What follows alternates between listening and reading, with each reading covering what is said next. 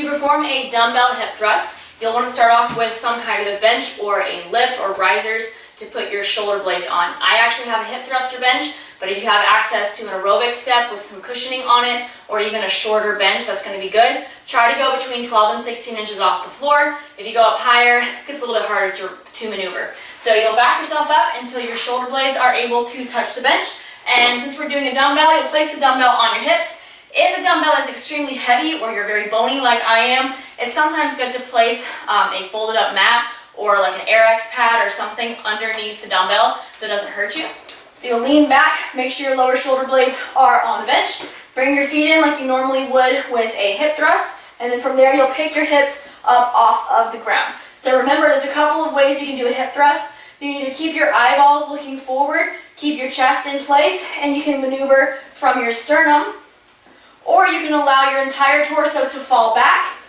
where your head starts to look up at the ceiling.